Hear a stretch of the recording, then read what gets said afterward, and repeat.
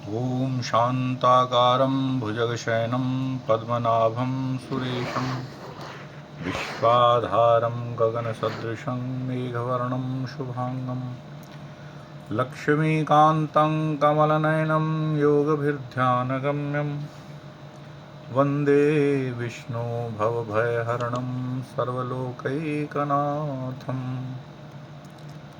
नमो स्वनन्ताय सहस्रमूर्तये सहस्रपादाक्षशिरोरुबाहवे सहस्रनाम्ने पुरुषाय शाश्वते सहस्रकोटियुगधारिणे नमः।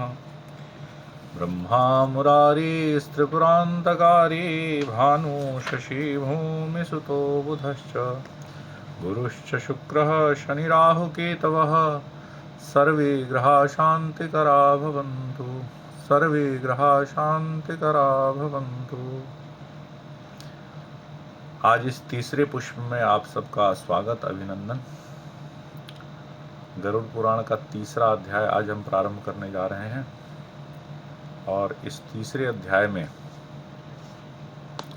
जैसे कि कल के अध्यायों में हमने सुना कि किस प्रकार पापी मनुष्यों के शरीर से जो निकली हुई आत्मा है उसको यमलोक में ले जाने के लिए जो रास्ता है, जो मार्ग है, उसमें किस प्रकार से यातनापूर्ण तरीके से उसको ले जाया जाता है, किस प्रकार यमदूत प्रताड़ित करते हुए, ताड़ना देते हुए उसको यमलोक में ले जाते हैं। और ये मार्ग सज्जनों बताया गया कि 1 वर्ष का ये मार्ग है, अर्थात मृत्यु के पश्चात 13वें दिन यहाँ से यात्रा प्रारंभ होती है और वो यात्रा 1 वर्ष तक चलती है। 1 वर्ष के समाप्त होने पर वो जीव वहाँ यमलोक में पहुँचता है। और जैसा कि बताया कि जब शरीर से आत्मा निकलती है तो 1 अंगूठे के बराबर होती है। दशगात्र के 10 पिंडों को ग्रहण करके वो 1 हाथ लंबी आत्मा शारीरिक रूप में हो जाती है और उस 1 हाथ लंबे शरीर के द्वारा 1 वर्ष तक की उसकी यात्रा यमलोक तक की होती है। उस 1 वर्ष की यात्रा में 16 स्थानों पर उसे विश्राम कराया जाता है और उन 16 स्थानों पर पुत्र पौत्र इत्यादि जो भी पिंडदान इत्यादि देते हैं या उनके निमित्त जो भी भोजन इत्यादि देते हैं वो उनको वहाँ प्राप्त होता है। आज तीसरे अध्याय में हम लोग क्या सुनेंगे कि किस प्रकार उस आत्मा को यम यातना दी जाती है, उस यम यातना का वर्णन और चित्रगुप्त के द्वारा उस प्राणियों के शुभ अशुभ कर्म के विषय में यमराज को बतलाना, किस प्रकार उसकी वहाँ पेशी होती है, किस प्रकार सारे जैसे इस संसार में जब कोर्ट में केस जाता है तो किस प्रकार सबूत और गवाह इत्यादि दिए जाते हैं, तो उस प्रकार वहाँ के धर्मराज की अदालत में भी जब उस आत्मा की पेशी होती है तो किस प्रकार से वहाँ सबूत और गवाह पेश किए जाते हैं, वो सब चीज़ें धर्मराज को बताई जाती हैं और धर्मराज उसको दंड देते हैं। गरुड़ जी भगवान श्री विष्णु से पूछते हैं कि हे केशव, यम मार्ग की यात्रा पूर्ण करके यम के भवन में जाने पर प्राणी किस प्रकार की यातना को भोगता है, वह मुझे अब बतलाइए। भगवान ने पिछले अध्याय में प्रश्न किया था कि गरुड़, मैंने तुम्हें जो तुमने पूछा था यम मार्ग के विषय में वो सब बतला दिया, अब तुम्हें और क्या जानना है। तो गरुड़ जी कहते हैं कि अब जब यात्रा पूरी हो गई उसकी, तो यम के भवन में जब वो पहुंचा तो वहाँ किस प्रकार की यातना उसको प्राप्त होती है, इसके विषय में आप मुझे बतलाएं। तब श्री भगवान कहते हैं कि हे विनता के पुत्र गरुड़, मैं नरक यातना को आदि से अंत तक बतलाता हूँ, सुनो। यद्यपि तुम मेरे बहुत बड़े भक्त हो, परंतु फिर भी उस यातना के विषय में सुनने पर तुम कांप जाओगे, तुम्हारा हृदय कांप जाएगा। हे गरुड़, बहुभीतिपुर के आगे 44 योजन में फैला हुआ धर्मराज का विशाल नगर है। जो अंतिम विश्राम स्थल है बहुभीतिपुर, उसके आगे यमराज का जो विशाल नगर है वो 44 योजन में फैला हुआ है। हाहाकार से परिपूर्ण उस नगर को देखकर पापी प्राणी रोने लगता है, बार बार क्रंदन करने लगता है उसके उस क्रंदन अर्थात रुदन को सुनकर यमपुर में विचरण करने वाले यम के गण द्वारपाल के पास जाकर उस पापी के विषय में बतलाते हैं। अर्थात जो यमदूत विचरण कर रहे होते हैं वो द्वारपाल को जाकर ये बतलाते हैं कि एक नया पापी द्वार पर पहुंचा है, बड़ा रो रहा है। धर्मराज के द्वार पर सर्वदा धर्मध्वज नाम का द्वारपाल स्थित रहता है। उनके द्वार पर जो द्वारपाल है उसका नाम है धर्मध्वज। धर्म की ध्वजा थामे हुए जो व्यक्ति होता है उसे धर्मध्वज कहा जाता है। वह द्वारपाल जाकर चित्रगुप्त को उस प्राणी के शुभ और अशुभ कर्म के विषय में बतलाता है। तो सबसे पहले द्वारपाल जाता है, चित्रगुप्त को बतलाता है कि द्वार पर एक पापी जीव आया है और उसके शुभ अशुभ कर्मों के विषय में भी बतलाता है।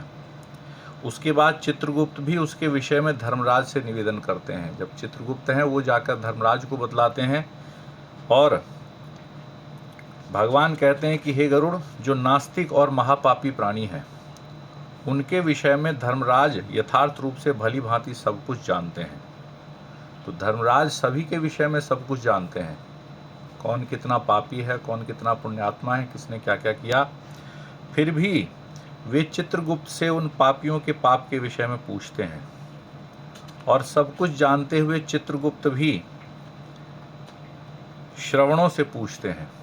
अर्थात धर्मराज सब कुछ जानते हैं उस पापी के विषय में, परंतु वे चित्रगुप्त से पूछते हैं कि इसके क्या क्या पाप हैं बताओ। और कहते हैं चित्रगुप्त भी सब कुछ जानते हैं, फिर भी वे श्रवणों से पूछते हैं। अब ये श्रवण कौन है? तो कहते हैं श्रवण ब्रह्मा जी के पुत्र हैं। श्रवणा ब्रह्मण पुत्रा स्वर्ग भूपातालचारिण। ब्रह्मा जी के पुत्र हैं और स्वर्ग, पृथ्वी तथा पाताल में सब जगह वो स्वच्छंद रूप से विचरण कर सकते हैं, कहीं भी आ जा सकते हैं। और उनके पास ऐसी शक्ति है कि वे बहुत दूर, यदि कोई वार्तालाप हो रही है या कोई चीज़ कोई कर रहा है, कोई कार्य, तो वो उस बात को सुन सकते हैं और बहुत दूर जो चीज़ें हो रही हैं उनके नेत्र वो देख सकते हैं। यानी कहीं भी कोई कुछ करता है, कई बार कुछ लोग ये सोचते हैं कि हम 7 पर्दों में छिपकर कोई पाप कर लेंगे, हमें कोई देखेगा नहीं, परंतु ये यहाँ हमें सुनने को मिला कि ये धर्मराज के गुप्तचर हैं जो सब कुछ जानते और सुनते हैं, देखते हैं। कहीं भी छुपकर यदि हम कोई अच्छा या बुरा कर्म कर लें तो उनके नेत्रों से हम छुप नहीं सकते। कहते हैं उनके नेत्र सुदूर के दृश्यों को भी देख लेने वाले हैं, बड़ी दूर का कोई कार्य है वो भी देख लेते हैं उनके नेत्र। उनकी पत्नियां हैं श्रवणी। तो ये श्रवण एक नहीं है, बहुत सारे हैं। श्रवणी नाम की उनकी पत्नियां भी उसी प्रकार के स्वरूप वाली हैं, अर्थात श्रवणों के समान ही वे बहुत दूर की चीजें देख और सुन सकते हैं। वे स्त्रियों की सभी प्रकार की चेष्टाओं को वास्तविक रूप में जानती हैं। तो श्रवण है वो पुरुषों के लिए काम पे लगे हुए हैं कि पुरुष लोग क्या क्या कर रहे हैं, और श्रवणियाँ जो हैं वो स्त्रियों की सारी बातें सुन और जान रही हैं। तो उन्हीं से वो पूछा जाता है। मनुष्य छिपकर अथवा प्रत्यक्ष रूप से जो कुछ करता और कहता है वह सब श्रवण एवं श्रवणियाँ चित्रगुप्त को बतलाते हैं। यानी छुपकर या सामने से हम कुछ भी करते या कहते हैं वो सब चित्रगुप्त को बतला देते हैं। वे श्रवण और श्रवणियाँ धर्मराज के गुप्तचर हैं, अर्थात धर्मराज के जासूस हैं। तो ये जासूस क्या करते हैं? मनुष्य के मानसिक, वाचिक और कायिक सभी प्रकार के शुभ और अशुभ कर्मों को सब प्रकार से जानते हैं। तो हम कोई भी पाप या पुण्य करते हैं तो 3 प्रकार से करते हैं। कैसे? कहा गया कि मानसिक, यानी मन में हमने किसी के विषय में अच्छा या बुरा सोचा तो ये मानसिक पाप और पुण्य कहलाता है। दूसरा कहा वाचिक, यानी वाणी के द्वारा, मुख के द्वारा यदि हम किसी के बारे में अपशब्द कहते हैं, किसी को गाली देते हैं, किसी को या अच्छा बोलते हैं, तो वो वाचिक पाप और पुण्य कहलाता है, यानी वाणी के द्वारा किया हुआ अच्छा या बुरा कर्म। तीसरा कहते हैं कायिक, काया कहते हैं शरीर को, और कायिक मतलब शरीर के द्वारा।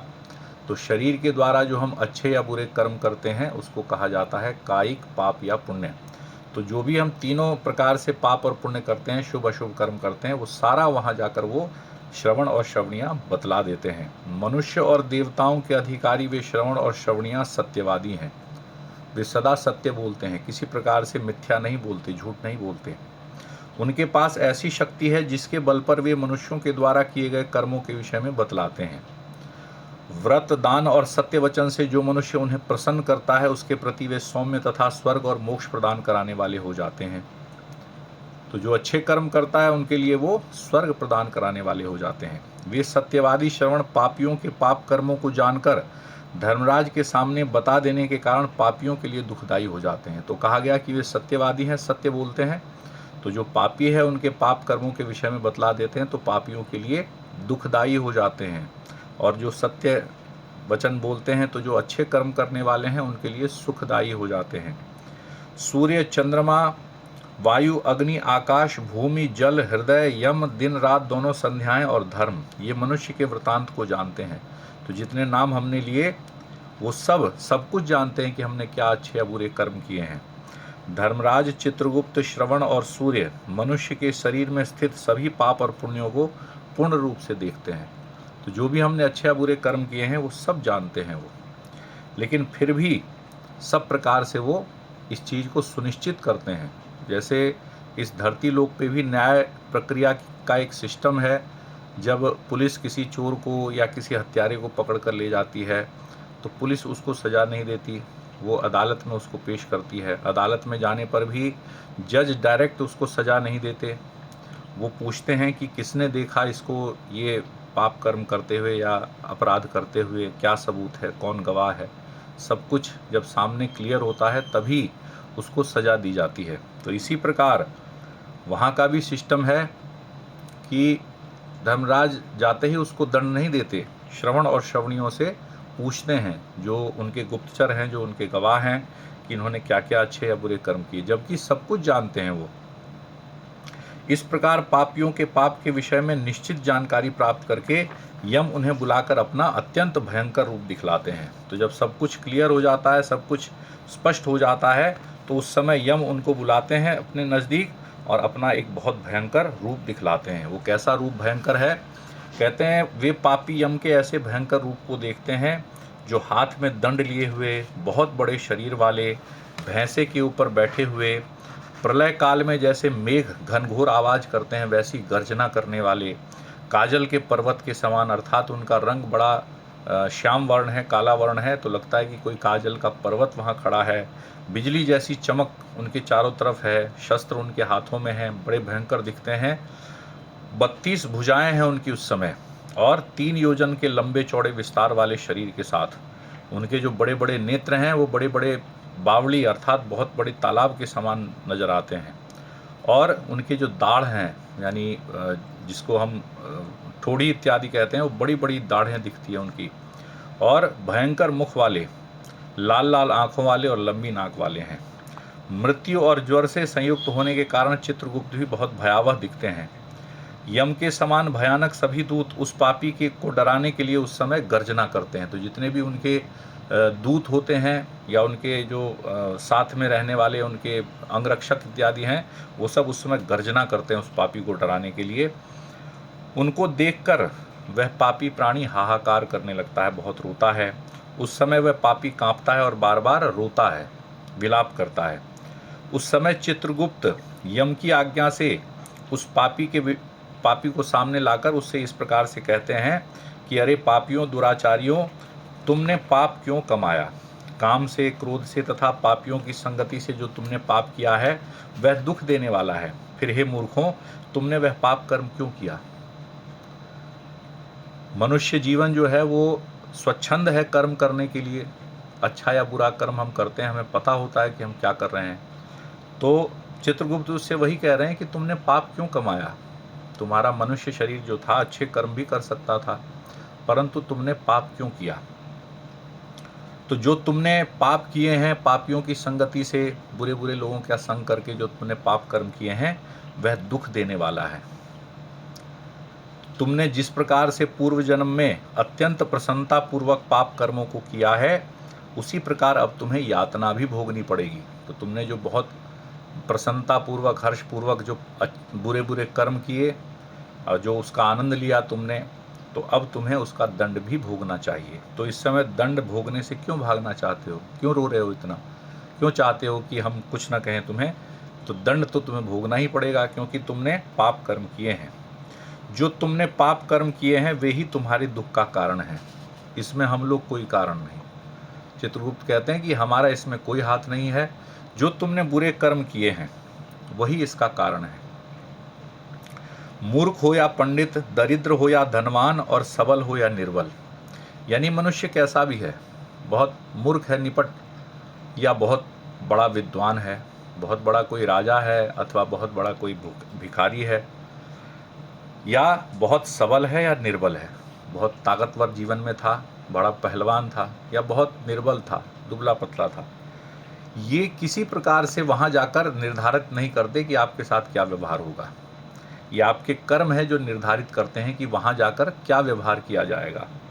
तो यमराज सभी के साथ समान व्यवहार करते हैं, चाहे कितना ही बड़ा विद्वान था या कितना ही बड़ा मूर्ख था, कितना ही बड़ा पहलवान था, कितना ही बड़ा कमज़ोर आदमी था, या कोई बड़ा राजा था या कोई बहुत बड़ा दरिद्र था, इससे कोई मतलब नहीं। उसने कर्म कैसे किए थे, इससे मतलब है धर्मराज को। तो चित्रगुप्त के इस प्रकार के वचनों को जब वो सुनता है तो अपने पाप कर्मों के विषय में सोचता है और चुपचाप वहां बैठ जाता है। धर्मराज भी चोर की भांति बैठे हुए उस पापी को देखकर उसके पापों का मार्जन करने के लिए उचित दंड देने की आज्ञा करते हैं। तो पाप का मार्जन यानी पाप को समाप्त करना, पाप को धोना, मार्जन का मतलब होता है धोना। तो उसके पाप धुल जाएं, उसके पाप समाप्त हो जाएं, इसके लिए यमराज उसको दंड की आज्ञा करते हैं। इस स्थान पर भी, पृथ्वी पर भी, जब कोई जज किसी अपराधी को दंड देता है, 4 महीने, 5 महीने या 1 वर्ष, 2 वर्ष, 5 वर्ष अपराध के अनुसार जब सजा देते हैं, तो जब वो सजा को भोग लेता है, उस दंड को भोग लेता है, तो उसके बाद उसको छोड़ दिया जाता है, वो मुक्त हो जाता है, स्वच्छंद हो जाता है, फिर कहीं जाना आना उसके लिए कहीं कोई कठिन नहीं है। तो दंड को लेकिन भोगना पड़ता है। तो उसी प्रकार उसके पापों को समाप्त करने के लिए यमराज उस समय दंड की आज्ञा देते हैं। इसके बाद यमराज के जो दूत हैं उनको पीटते हुए वहाँ से ले जाते हैं और कहते हैं कि अरे पापी, महान, घोर और अत्यंत भयानक नरकों में चलो। तो अब चलो, अब तुम्हारे चलने का समय हो गया है। यम के आज्ञाकारी प्रचंड और चंडक आदि दूत एक पास से उसे बांधकर नरक की ओर ले जाते हैं। तो दंड दे दिया जाता है, तो यमदूत उसे पास से बांधकर फिर दंड देने के लिए लेकर जाते हैं। जिस स्थान पर उसे ले जाया जाता है वहाँ जलती हुई अग्नि के समान प्रभाव वाला एक विशाल वृक्ष है, जो 5 योजन में फैला हुआ है तथा 1 योजन ऊंचा है। बहुत बड़ा एक विशाल वृक्ष है जिसके चारों तरफ अग्नि जैसी ज्वालाएं उठ रही हैं। उस वृक्ष में नीचे मुख करके उसे सांकलों से बांधकर वे दूत उसे पीटते हैं और वहाँ पर जलते हुए वे रोते हैं। वहाँ पर उनका कोई रक्षक नहीं होता, आसपास कोई ऐसा नहीं होता जो उनको बचा सके या उनकी रक्षा कर सके।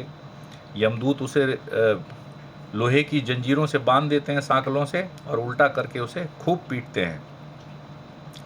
उसी शालमली नामक वृक्ष में भूख और प्यास से पीड़ित तथा यमदूतों से पीटे जाते हुए अनेक पापी लटकते रहते हैं। तो वहाँ नाना प्रकार के पापी लटकते रहते हैं और नाना प्रकार से यमदूत उन सबको पीटते रहते हैं।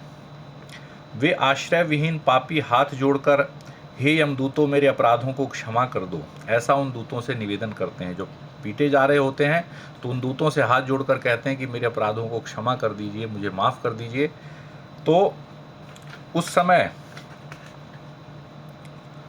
बार बार लोहे की लाठियों, मुदगरों, भालों, बर्छियों, गदाओं और मूसलों से उन दूतों के द्वारा वे अत्यधिक पीटे जाते हैं। बहुत अधिक मारते हैं वे यमदूत, बिल्कुल दया नहीं करते।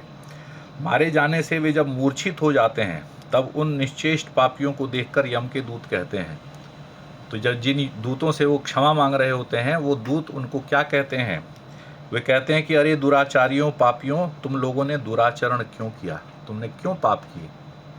सुलभ होने वाले अन्न और जल का दान भी कभी क्यों नहीं किया?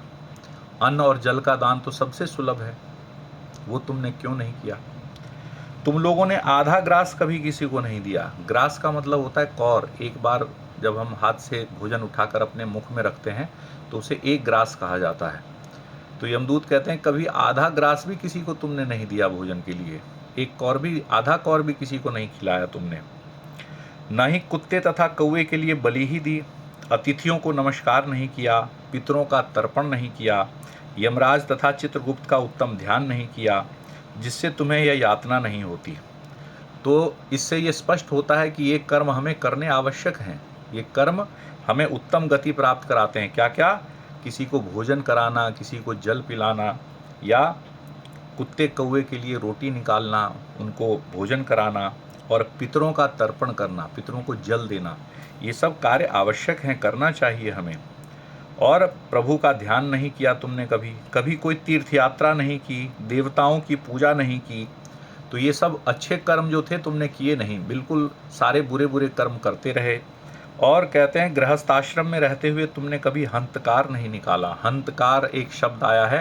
हंतकार का मतलब होता है कि भोजन के पूर्व चौके में बलिवैश्व देव यानी पंच बलि की विधान बहुत पूर्व से हमारे यहाँ चली आ रही है।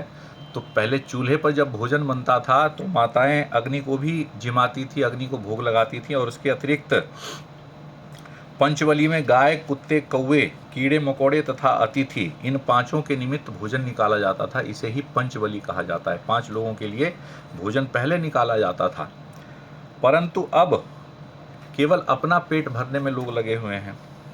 तो ये हंतकार नहीं निकाला, पंचबली नहीं की कभी। इसके अलावा क्या किया कि कभी संतों की सेवा नहीं की।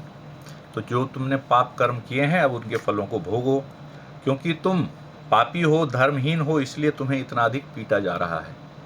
तुमने जीवन में कोई अच्छा कर्म किया नहीं, इसलिए अब तुम्हें इतना पीटा जा रहा है। भगवान हरि ही ईश्वर हैं, वे ही अपराधों को क्षमा करने में समर्थ हैं। हम तो उन्हीं की आज्ञा से अपराधियों को दंड देते हैं। तो उन पापियों से, पापी आत्माओं से यमदूत कह रहे हैं कि भगवान हरि ईश्वर हैं, भगवान विष्णु ईश्वर हैं, और उन्होंने ही हमें आज्ञा दी है कि हम पापियों को दंड दें। इसमें हमारा कोई हाथ नहीं है। तुमने पाप किए तो तुम्हें हम दंड देंगे। यदि तुम धर्मात्मा होते तो अच्छे लोगों में जाते। ऐसा कहकर वे यमदूत निर्दयता पूर्वक उन्हें पीटते हैं, और उनके पीटे जाने के कारण वे जलते हुए अंगारों के समान नीचे गिर पड़ते हैं। नीचे गिरने से शालमली वृक्ष के पत्तों से उनका शरीर कट फट जाता है। तो नीचे जो पेड़ के पत्ते गिरे हुए होते हैं उनके ऊपर जब वो गिरते हैं तो उनका शरीर वहाँ कट फट जाता है। और नीचे गिरे हुए उन प्राणियों को कुत्ते काटते हैं, वे रोते हैं बार बार, और जब वे रोने लगते हैं बहुत अधिक तो यमदूत उनके मुख में रेत भर देते हैं, धूल भर देते हैं। अब जो नाना प्रकार के दंड हैं जो गरुड़ पुराण में बताए गए हैं कि पापियों को किस प्रकार दंड दिया जाता है। कुछ पापियों को पाशों से बांधकर यानी रस्सियों से बांधकर मुदगरों से उनको खूब पीटा जाता है।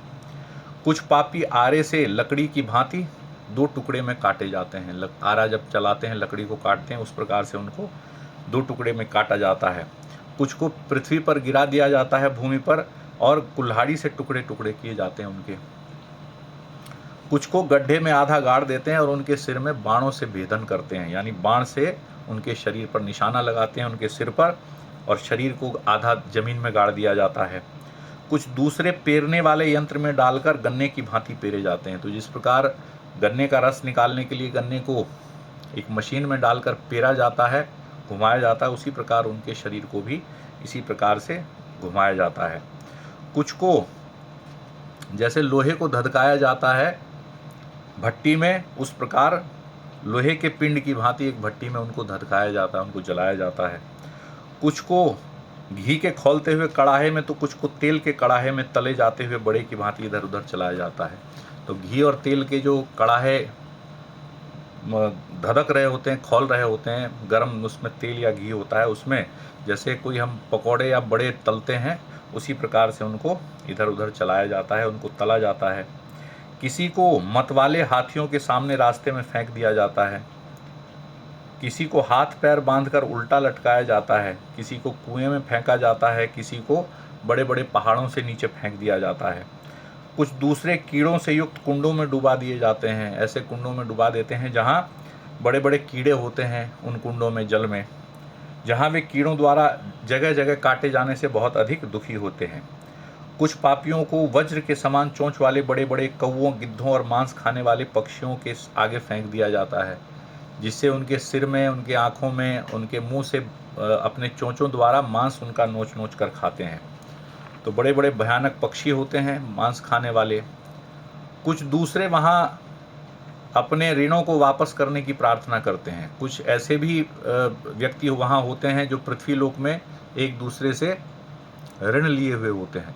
तो कोई ऐसा व्यक्ति उन्हें दिख जाता है, ऐसी आत्मा दिख जाती है जिसने पृथ्वी लोक में उनका ऋण लिया हो, उनका कर्जा खाया हो, तो वो कहते हैं कि मेरा धन दो, मेरा धन दो, यमलोक में मैंने तुम्हें देख लिया, मेरा धन तुम ही ने लिया था। तो वहाँ भी उनका कोई कर्जदार दिखता है तो वो देखते ही कहते हैं कि अरे तुमने तो मेरा धन लिया था। वहाँ भी उनकी तृष्णा, उनका लोभ समाप्त नहीं होता और उससे कर्जा मांगने लगते हैं। तो उस प्रकार जब विवाद होता है तो यमदूत क्या करते हैं कि जिसने कर्जा लिया हुआ होता है उसके अंगों से सन्यासियों द्वारा मांस नोच नोच कर उसको देते हैं जिसका कर्जा उसने लिया होता है। तो सन्यासी कहते हैं एक चिमटे के टाइप में प्लास जैसे होता है, उस प्रकार से उसके शरीर से मांस नोच कर जिसने कर्जा लिया होता है उसके शरीर से मांस नोचते हैं और जिसका कर्जा लिया होता है उसको वापस दिया जाता है उस मांस के रूप में। इस प्रकार उन पापियों को प्रताड़ित करके यम की आज्ञा से यमदूत खींचकर तामिश्र आदि घोर नरकों में फेंक देते हैं। तो नाना प्रकार से दंड दिया जाता है और उसके बाद अलग से नरक जो है तामिश्र इत्यादि नरक, उसमें उनको फेंक देते हैं। उस सालमली वृक्ष के पास ही बहुत दुखों से परिपूर्ण नरक हैं जिसमें प्राप्त होने वाले महान दुखों का वर्णन वाणी से नहीं किया जा सकता। तो ऐसे ऐसे भयानक नरक हैं जहाँ जो दंड दिए जाते हैं, कहते हैं वाणी से उसके बारे में बताया भी नहीं जा सकता, वर्णन भी नहीं किया जा सकता। भगवान कहते हैं कि हे आकाश में उड़ने वाले गरुड़, नरकों की संख्या 84 लाख है। जिस प्रकार 84 लाख योनियां हैं उसी प्रकार 84 लाख प्रकार के नरक भी हैं। उसमें अत्यंत भयंकर और प्रमुख नरकों की संख्या 21 है। इन 84 लाख नरकों में सबसे जो प्रमुख हैं और सबसे जो भयावह हैं वो 21 प्रमुख नरक हैं। तो उनके नाम क्या हैं? उनके नाम हैं तामिश्र, लोहशंकु, महारौरव, शालमली, रौरव, कुंगमल, कालसूत्रक, पूतिमृत्तिक, संघात, लोहितोद, शविश, संप्रतापन, महानिरय, काकोल, संजीवन, महापथ, अवीची, अंधतामिश्र, कुंभीपाक, संप्रतापन तथा तपन। ये 21 प्रमुख नरक बताए गए हैं। ये सभी अनेक प्रकार की यातनाओं से परिपूर्ण होने के कारण अनेक भेदों से परिकल्पित हैं। अनेक प्रकार के पापों का फल इनमें प्राप्त होता है और ये यम के दूतों से अधिष्ठित हैं। यानी यमदूत इसमें जाकर इनके प्रमुख हैं, इनके अधिष्ठाता हैं और नाना प्रकार के जो हमने पाप कर्म किए होते हैं उनका दंड इन नरकों में जाकर हमें भोगना पड़ता है। तो कहते हैं कि कर्म के भोग में कोई छूट नहीं मिलती। तुलसीदास जी ने स्पष्ट रूप में रामचरितमानस में कहा है कि कर्म प्रधान विश्व रचि राखा, जो जस करहि सो तस फल चाखा। ये जो मानव शरीर है और ये जो मृत्यु लोक है ये कर्म प्रधान है। जैसे इसमें कर्म किए जाएंगे उसी प्रकार के हमें फल अन्य लोकों में जाकर, यानी चाहे नरक हो, यमलोक हो या और कोई लोक हो, वहाँ जाकर हमें उसी प्रकार के फलों को भोगना पड़ता है जैसे हमने कर्म किए हैं। तो कर्म सबसे प्रधान है इस मनुष्य शरीर में, इसलिए कर्म करते हुए बड़ी सावधानी रखनी चाहिए, सदा अच्छे कर्मों को करना चाहिए। इन नरकों में गिरे हुए मूर्ख, पापी, अधर्मी जीव कल्प पर्यंत उन नरक यातनाओं को भोगते हैं। कल्प पर्यंत, अनेकों कल्प यानी हजारों हजार साल तक उनके दंडों को भोगते हैं। तामिश्र और अंधतामिश्र तथा रौरव आदि नरकों की जितनी यातनाएं हैं उन्हें स्त्री और पुरुष पारस्परिक संग से निर्मित होकर भोगते हैं। यानी जितने भी पाप कर्म हैं, चाहे काम है, चाहे क्रोध है, चाहे लोभ है, चाहे मोह है, इन सब कारणों से जो हम स्त्री पुरुष के संग से हो या अपने मन के जो विकार हैं उनके कारण जो पाप हम करते हैं, तो इस कारण इन नरकों में जाकर हमें उन कर्मों के फलों को भोगना पड़ता है, उन दंडों को भोगना पड़ता है। इस प्रकार कुटुंब का भरण पोषण करने वाला अथवा केवल अपना पेट भरने वाला भी यहाँ कुटुंब और शरीर दोनों को छोड़कर मृत्यु के पश्चात इस प्रकार के फलों को भोगता है। तो कहा गया कि कुटुंब पोषण, कुटुंब यानी परिवार का पोषण। कई बार हम लोग ये एक्सक्यूज़ देते हैं, ये बहाना बनाते हैं कि क्या करें जी, ये सब करना पड़ता है, बच्चे पालने हैं, परिवार पालना है, या पेट भी तो भरना है। तो कह रहे हैं जो कुटुंब पोषण यानी केवल परिवार पोषण के लिए जो पाप कर्म करने का बहाना देते हैं, या पेट भरने के लिए कि नहीं करेंगे तो पेट कहाँ से भरेगा, तो ये शरीर पालने के लिए, परिवार पालने के लिए जो पाप कर्म का बहाना मारते हैं, तो कहते हैं कि अंत में उस कुटुंब को यानी उस परिवार को छोड़कर और उस शरीर को भी छोड़कर, यानी कुटुंब, परिवार और ये शरीर दोनों छोड़कर, और उस लोक में जब जाता है मृत्यु के पश्चात, तो किए गए कर्मों को भोगता है। तो इसीलिए कहते हैं कि जिनके लिए पाप कर्म किए जाते हैं वो तो उनका सारा फल खाकर पीकर अपना अलग हो जाते हैं, लेकिन दंड जो है उस प्राणी को स्वयं भोगना पड़ता है। दंड भोगने के लिए कोई आगे नहीं आता। प्राणियों के साथ द्रोह करके भरण पोषण किए गए अपने इस शरीर को यहीं छोड़कर पाप कर्म रूपी राह खर्च के साथ पापी अकेला ही अंधकार पूर्ण नरक में जाता है। तो प्राणियों के साथ द्रोह करके यानी किसी को धोखा देना, किसी का हित करना, ये सब कार्य करके जो हम अपना शरीर पालते हैं, अपने परिवार को पालते हैं, तो इस पाप कर्म रूपी जो राह खर्च जो हम झोले में इकट्ठा करते चले जाते हैं अपने पापों को, तो उनके साथ अकेले ही उस अंधकारपूर्ण नरक में जाना पड़ता है। उसके साथ कोई नहीं जाता उस समय, न बेटा जाता है, न पत्नी जाती है, न बंधु बांधव जाते हैं, न मित्र जाते हैं, कोई नहीं जाता, केवल उसे अकेले ही जाना पड़ता है।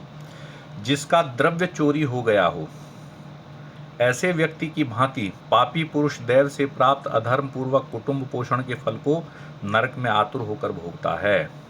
तो वहां जाकर कहता है कि किया तो हमने सबके लिए था, बच्चे पालने थे, पत्नी पालनी थी, घर चलाना था, लेकिन अब इस किए गए पाप के कर्मों को अकेला मैं भोग रहा हूं, तो अब मैं क्या करूं। तो इसके लिए कहा गया, केवल अधर्म से कुटुंब के भरण पोषण के लिए लगा रहने वाला व्यक्ति अंधकार की पराकाष्ठा अंधतामिश नामक नरकों में जाता है। तो केवल कुटुंब पोषण के लिए जो बुरे बुरे कर्म करता है, तो अंधकार की पराकाष्ठा ऐसा नरक है जहां अंधकार ही अंधकार है, कुछ भी दिखाई नहीं देता। जैसे किसी कमरे में रात्रि में किसी को बंद करके चारों तरफ से बत्ती बुझा दे तो उसे कुछ दिखाई नहीं देता, ऐसे ऐसे नरक हैं जहां कुछ दिखाई नहीं देता, केवल दंड ही दंड प्राप्त होता है। तो केवल अधर्म से, अब कई लोग अच्छे कर्म भी करते हैं, वो भी अपना परिवार पालते हैं, तो कुटुंब पोषण या अपने शरीर के पोषण के लिए यदि अधर्म पूर्वक हम धन कमाते हैं, बुरे बुरे कर्म करते हैं, तो उसका दंड हमें अवश्य ही भोगना पड़ता है। मनुष्य लोक के नीचे नरकों की जितनी यातनाएं हैं, क्रमशः उन सब का भोग भोगते हुए वह पापी शुद्ध होकर पुनः इस मृत्यु लोक में जन्म प्राप्त करता है। तो जब उन पाप के दंडों को भोगता है, तो उन पापों के दंडों को भोगने के पश्चात जब उसके दंडों को भोग लेता है, तो शुद्ध होकर फिर से इस मृत्यु लोक में जन्म प्राप्त करता है, फिर से वापस इस मृत्यु लोक में चला आता है। इस प्रकार गरुड़ पुराण के अंतर्गत यम यातना निरूपण नामक तृतीय अध्याय पूर्ण हुआ। बोले विष्णु भगवान की जय। तो इस अध्याय का नाम था यम यातना निरूपण, कि यमलोक में जाकर किस प्रकार की यातना, किस प्रकार के दंडों को दिया जाता है। तो आपने आज इस तीसरे अध्याय का श्रवण किया, और ये तीसरा अध्याय, कल के अध्याय में हम ये देखेंगे, ये सुनेंगे कि जैसा कहा कि उन यातनाओं को भोगने के पश्चात जीव वापस फिर से मृत्यु लोक में आता है, तो मृत्यु लोक में आकर फिर किस प्रकार के दंडों को भोगता है। केवल यमलोक में जाकर या नरकों के भोगों को भोग कर ही उसके पाप समाप्त नहीं होते, कई ऐसे भी पाप हैं जो वापस इस धरती पर आकर भोगने पड़ते हैं। तो वो किस किस प्रकार से भोगा जाता है, कल चौथे अध्याय में हम उस चीज़ को सुनेंगे। आज का तीसरा अध्याय यहीं समाप्त होता है, और इसी प्रकार आप लोग इस फेसबुक के माध्यम से जो कथा सुन रहे हैं सुनते रहें, और इस फेसबुक पेज के विषय में दूसरों को भी बताएं कि लोग भी इसका लाभ ले सकें। इसके अतिरिक्त जो हमारा यूट्यूब चैनल है साधना से समृद्धि, उसको भी आप लोग सब्सक्राइब कर सकते हैं। उस पर भी ये सारे अध्याय प्रतिदिन अपलोड हो रहे हैं। जो वैसे ना सुन सकें तो बाद में सुनने के लिए या तो फेसबुक पेज पर भी, या तो हमारा जो यूट्यूब चैनल है उस पर भी जाकर इन अध्यायों को सुन सकते हैं। तो आज ये तृतीय अध्याय समाप्त हुआ। बोलिए विष्णु भगवान की जय। श्री कृष्ण गोविंद हरे मुरारी, हे नाथ नारायण वासुदेवा। श्री कृष्ण गोविंद हरे मुरारी, हे नाथ नारायण वासुदेवा। हे नाथ नारायण वासुदेवा, हे नाथ नारायण वासुदेवा। श्री कृष्ण गोविंद हरे मुरारी, हे नाथ नारायण वासुदेवा। हे नाथ नारायण वासुदेवा। बोलिए विष्णु भगवान की जय। आप सबका कल्याण हो, आप सब ऐसी धार्मिक कार्यों में जुड़े रहें। जय श्रीमन नारायण, जय श्री राम, जय श्री राधे कृष्णा।